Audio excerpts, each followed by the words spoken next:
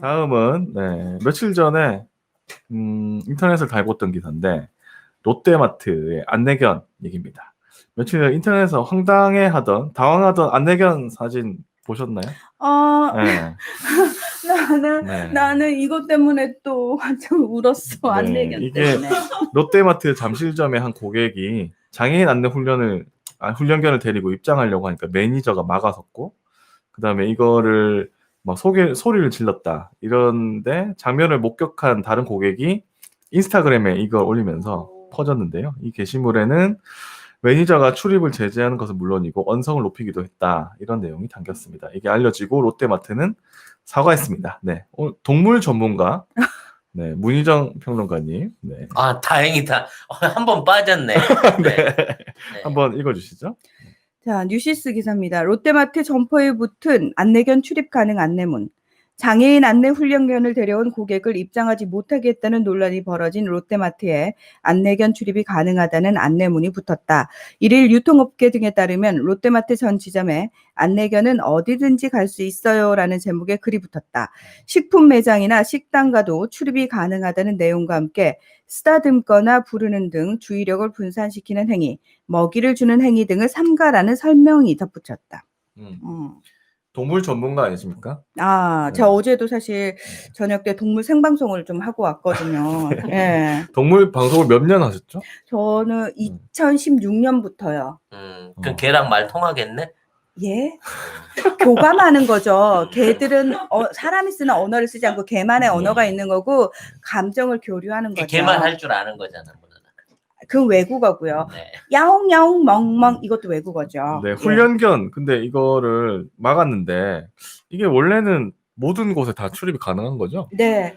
안내견은 우리가 이제 이렇게 시각장애인 안내견부터 시작해서 마약 탐지견, 군견 이런 그 특수 목적견이라고 해가지고 인간의 삶에 도움을 주기 위해서 특별히 훈련된 개들이 있습니다. 그 개들과 관련해서는 따로 법령이 얼마 전에 마련이 됐어요. 그래서 사실은 얼마 전이 아니고요. 20년 됐어요. 20년. 아니요. 그러니까 이 아이들의 보호와 관련된 법령은 제정된 지 얼마 안 됐어요. 출입 허가는 20년 전부터 하게끔 돼 있어요. 네, 반드시 입장을 시켜야 되는 게 법인 거야. 네, 그렇죠.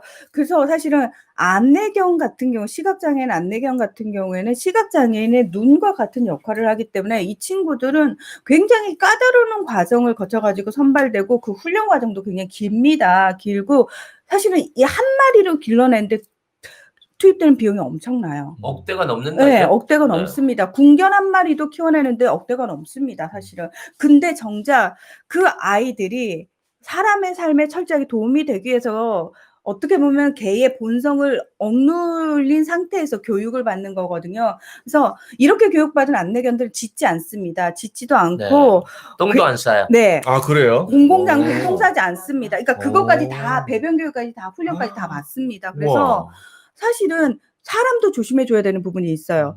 이 아이들에게 소리를 지른다거나 또는 이 아이들이 귀엽다고 만진다거나 또는 사진을 찍는다거나 이 아이의 행동에 주의를 흐트러뜨릴 수 있는 행동들을 주변 사람들이 안 하시는 게 좋아요. 심지어 그 동행이 놀랄까봐 동행이한테 밟히거나 그래도 또는 가만히 주변 있어요. 사람들한테 걷어차여도 가만히 있어요. 소리 안 냅니다. 자기 주인이 놀랄까봐. 네. 그 정도까지 난 솔직히 걔가 그 견권이 있다 그러면 난 그거 안 시키고 싶어 걔한테는. 응? 무슨 뭐 동물 실험견 같은 애들도 불쌍하기도 하지만 난 안내견도 너무 불쌍한 거야. 불쌍하죠. 그 실제로 뭐 그런 사례들도 많아요.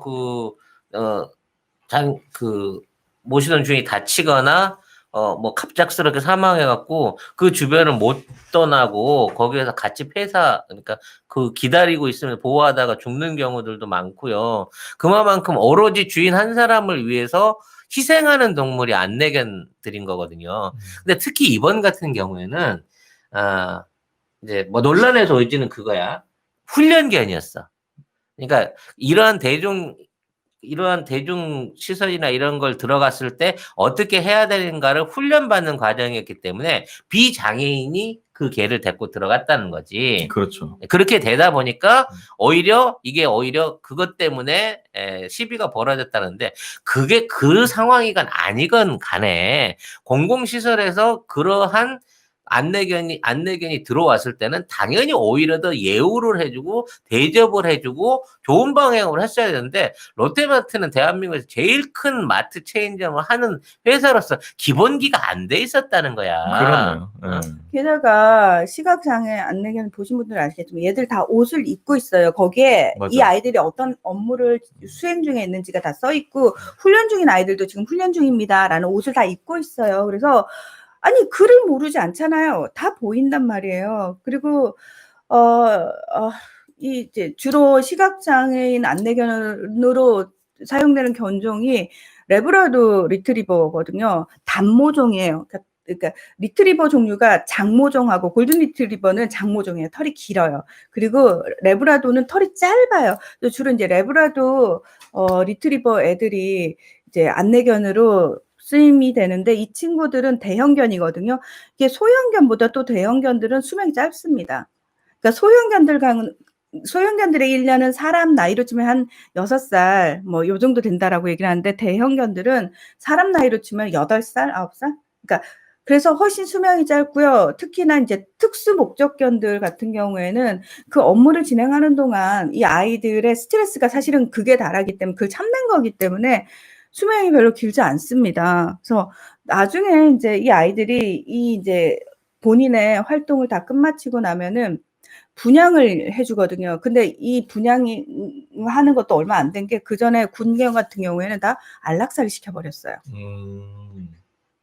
그러니까 그거에 대해서 이제 동물보호단체가 항의를 하니까 지금은 분양을 하거든요. 일반에 분양을 하는데 분양이 굉장히 까다롭게 돼야 되는 게 맞습니다. 왜냐하면 이 아이들은 일생을 사람을 위해서 봉사를 했고 스트레스가 극에 달해 있기 때문에 그리고 노령견이 돼서 분양을 받는 거잖아요. 그러면 이 아이한테 기본적으로 이제 질병이 발병할 확률이 훨씬 높습니다.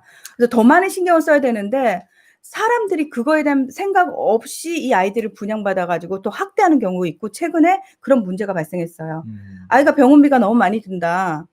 왜 나한테 병든 애를 분양을 했냐라는 식으로. 그래서 혹시라도 특수목적견이었던 아이들을 분양받으실 분들은 그걸 염두에 두고 받으셔야 됩니다. 그래서 그것들은 문제가 돼가지고 나는 이 병원비 감당 못하니까 국가에서 보조를 해주든지 뭐 이런 식으로 또 요구를 해가지고 난리가 났었거든요. 그래서 근데 이제 그 외적인 면으로 저는 얘기하고 싶은 게 이 기사를 가장 그 강력하게 쓴 게 중앙일보야.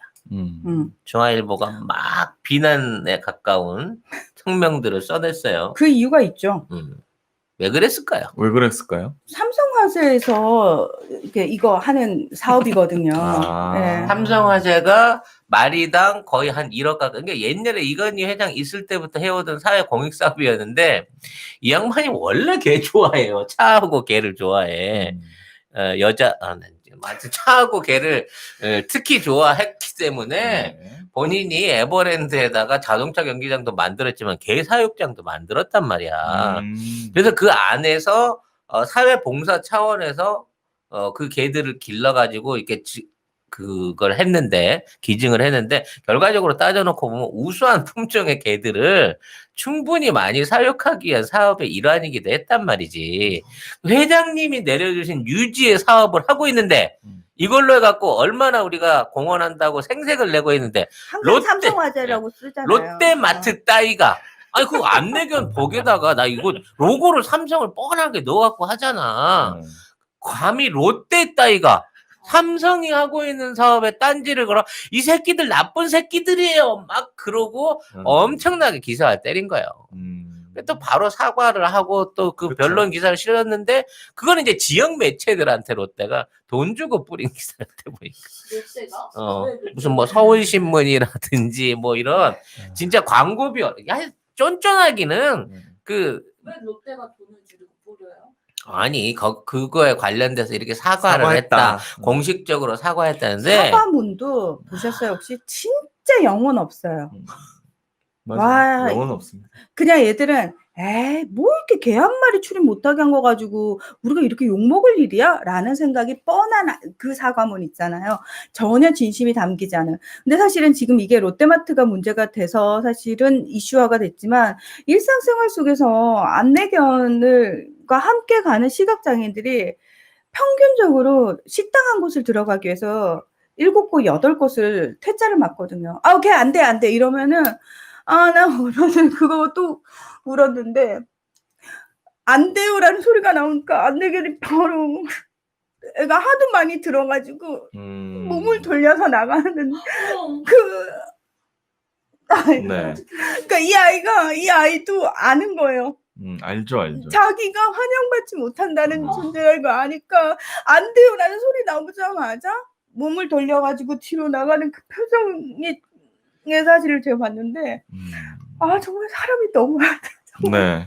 저도 머니투데이에서 제목이 이강준 기자가 쓴 기사인데요. 깡총깡총이 터벅터벅으로 안내견도 거절당하면 다 알아요. 이 기사가 있습니다. 이거 한번 읽어보시면 참 좋은데 이 박정훈 씨라는 분이 안내견 세찬이라는 안내견을 이제 데리고 다니거든요. 근데 자기가 이제 이 시각장애인이니까 이제 목줄 이게 다 느껴진대요. 신날 때는 깡총깡총 걷습니다.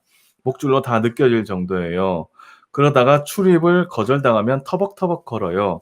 제가 아무리 밝은 척을 해도 다 알고 있더라고요. 자기 때문에 거절당한 걸. 예, 이렇게. 예, 이분은 5년 넘게 이 안내견하고 하고 있는데 이제 걔도 안다는 거죠. 예. 알아요. 다 네. 알아요. 그러니까 다음부터 안내견을 보실 때 그냥 참 좋은 아이다 이렇게 생각만 하시고 주변에서 뭐라고 하시면 또 그거 아니다. 이거 법적으로 이 아이는 출입이 가능합니다라고 여러분이 얘 건들지 마라. 얘기를 해주셔야 되고 주변에서 얘기를 좀 해주셨으면 좋겠어요. 아이가 기특하고 예뻐도 절대 소리를 내서 아는 척을 하거나 만지거나 또는 음식을 주거나 하시면 안 돼요. 네. 그거는 또 그 아이의 업무를 방해하는 거기 때문에 혹시라도 주변에서 안내견이 거부당하는 걸 보신다면은 바로 나서가지고 이건 법적으로 보장된 겁니다. 이렇게 하시면은 업주분이 처벌받으십니다. 라고 이건 법적으로 보장된 거기 때문에 업주가 그걸 거부하게 되면은 처벌받습니다. 그래서 그 얘기를 하셔야 돼요. 그리고 이 아이는 사람을 위해서 봉사하는 아이인데 왜 그러십니까? 도와주지는 못할 망정 이렇게 여러분이 꼭 나서주시기 바랍니다. 그래서 인식이 좀 많이 바뀌어야 돼요. 정말로. 그리고 제가 아까 얘기한 그 기사에서 그 박정훈 씨가 그 롯데마트에서 출입 거부당한 그 아이에게 트라우마가 생겼을까봐 걱정된다. 이렇게. 애가 어리더라고. 훈련견이니까 또 어리기도 어리고. 하고 나는 그 사진들이 올라오는데 너무 슬퍼. 그 눈빛이 너무 슬프고 막 직원들은 걔가 똥오 좀 싸니까 그랬죠. 뭐 사진 찍으려면 찍어. 뭐 높은 사람 보러라고 뭐 이런 식으로 폭언을 하기도 했다는데 그거는 뭐 주변 사람 얘기긴 한데요. 하도 소리를 지르니까 걔가 놀라갖고 오줌을 지렸는데 그쵸. 그러고 나서도 걔가 그걸 미안해가지고 그 지린 거를 뭉개고 있더라고. 아, 어떡해. 근데 이게 단순하게 롯데마트뿐만 아니라 인식의 문제인 거예요. 그래요. 이번에 그 국회에서도 안내견 들어가는 문제 가지고 그러게. 국회가 그거를 의결을 해갖고 허가를 했다라고 기사를 냈어. 그냥 들어가면 되는데. 왜? 원래 당연히 가야 되는 거야. 저지를 받으면 안 되는 상황인 거고 마치 그걸 들어갈 수 있게 해준 거를 국회의원으로서 이게 우리 국회 전당에 처음으로 이걸 이거 부끄러운 줄 알아야 돼 우리 그렇죠. 어. 국회도. 재첩구 송작가 TV가 나온 최고의 히트 상품. 그리고 히트다 히트. 네, 가장 오래된 우리 그 방송의 스폰서이시죠. 네. 올 가을에는 선물 세트로 선물할 수 있다. 오. 같은 가격인데 소장 세트로 별도로 판매를 하고 계시답니다. 네. 고향의 맛을 선물하는데 깨끗하고 청결한 섬진강. 섬진강에서 나온 화개장조 제첩국 네. 많은 주문 있으시길 바라겠습니다. 제첩 알맹이가요 보리쌀보다 크면 이거 국산일 가능성이 거의 없습니다. 우리나라는 원래 작아요. 원래 네. 작아요. 치킨 소울푸드님께서 작지만 맛있는 게 국산의 특징이라고. 맞습니다. 정리를 너무 잘해주시네요. 그러니까요. 예. 한 봉지 소고기가 2인분인데 요게 500g이에요. 요게 5,000원이에요. 10개를 한꺼번에 주문하시면 5만 원. 배송비 무료입니다. 네. 화계 장터에서 식당을 실제로 운영을 하고 계시니까 혹시 그 근처에 갈 일 있으시면 꼭 거기 들리셔가지고 송작가 TV에서 봤다고 아는 척 꼭 하시고요. 뭐 하나라도 많이 얻어 드시기 바랍니다. 제첩전 달라 그랬어요. 디테일 갔었는데. 겁나 아유 죄송하지만 제첩 좀 주세요. 기사에도 보면 단골집 아닌 이상 언제든지 거절당할 수 있다는 마음의 준비를 하고 이 박 씨가 그러니까 시각 장애인이시죠? 예, 그렇게 한다는데 이제 걔도 그거를 다 알고 사람도 알고 이런데 얼마나 좀 뭐라고 해야 될까요? 우리나라가 참 아직도 참 멀었구나. 예, 인식이 아직 너무 멀었구나 이 생각이 듭니다. 예. 걔는 자기 스스로를 그런 게 없을지 모르지만 자긍심을 가지고 내가 이 사람을 돕는다. 그렇죠. 라고 하는 그 파트너십으로 갖고 그 일을 할 텐데 네. 같은 사람들이 차별하는 모양을 보면서 걔는 얼마나 그 사람들을 사람 같지 않게 볼까라는 생각을 하게 돼요. 그렇죠. 예. 네. 오늘 또 마침 또 장애인의 날이거든요. 예.